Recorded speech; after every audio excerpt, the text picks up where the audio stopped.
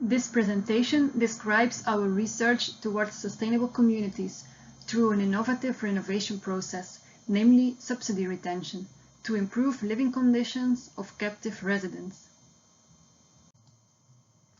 In many European cities, one of the main urban challenges is the lack of affordable, qualitative and energy-efficient housing for people with a low income. Prices on the private rental market are increasing and waiting lists for social housing are growing. Population aging and a rising proportion of single and two-person households results in a rising demand for more compact housing types.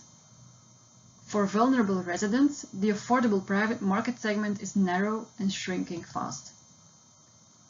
Traditional support tools, such as premiums, tax benefits, etc., do not reach the most vulnerable residents or inhabitants, since they require seed money to pre-finance renovation costs or need to pay taxes to be able to enjoy a tax reduction.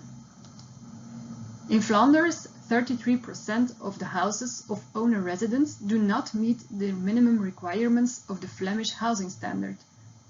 Therefore, improving the energy performance of the existing housing stock is crucial. Captive residents are living in poor quality houses and do not have the means and skills to renovate. A growing demand for affordable housing for low-income residents in combination with a shortage of qualitative and energy-efficient housing opportunities is one of the main urban challenges today. Our research focuses on how to tackle this challenge with the innovative financial concept of subsidy retention. For each captive homeowner, selected based on a number of social requirements, the public authorities are providing a subsidy to execute renovation works that are agreed in advance between local authority and homeowner. The principle of subsidy retention is based on an allowance that is recurring over time to the public authorities. The recurring happens when the official ownership of the property changes, like sale, disposal, donation, inheritance. Through this concept, public finance is not only used for a limited group, but it will allow the authorities to use the fund for new renovation projects in the future. This concept was first implemented in the city of Ghent in Belgium, where it was tested in 2 projects. After this testing phase, the approach was adopted by several Flemish cities and municipalities. To explore the impact of upscaling this concept on macroeconomic and social level, the Ghent Knapt Op project was developed. This project, funded by the European Union, aims to renovate 100 houses of captive residents in different neighbourhoods of Ghent through the principle of subsidy retention. Before, during and after the renovation process, the residents are unburdened and supported technically, financially, administratively and socially.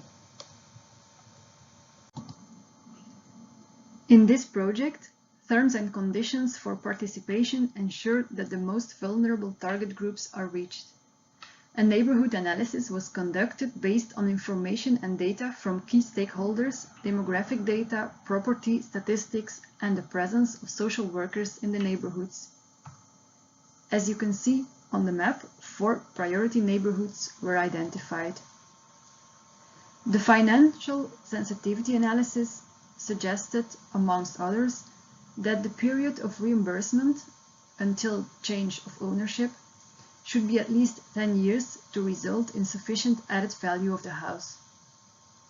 Also, at least 30,000 euros is needed to renovate the houses with the poorest quality conform the standards of the Flemish Housing Code.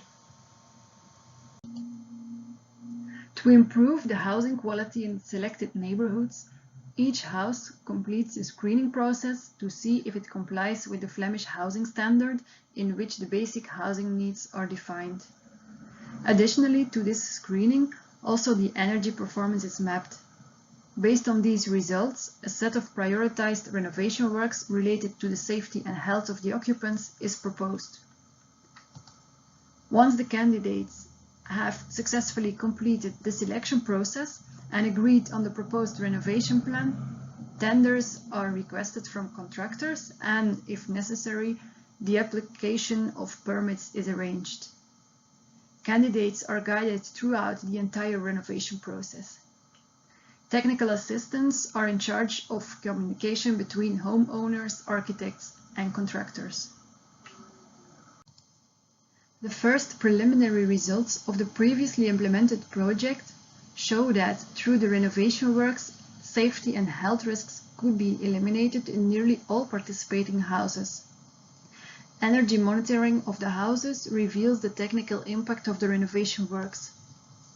The average energy performance of the houses could be reduced from 519 to 244 kWh per square meter through different energy saving measures. By means of a smart renovation plan, both housing quality and energy performance of the houses strongly increased. Renovation works that would result in an added value of the property should be given preference. A holistic impact measurement process is set up for measuring the impact of upscaling the concept. To clarify causes of success or failure in the recruitment process, not only the situation of participants, but also dropouts and not selected candidates will be evaluated. Compared to a traditional fund, which is only made available once for one household, this recurring fund endeavors that public money benefits many vulnerable families. This fund can be spread over several generations and several households. In this way, it supports a sustainable, inclusive, urban regeneration that could be continued on a permanent basis. The use of subsidy retention leads to a win-win situation for households, neighborhoods, and policymakers.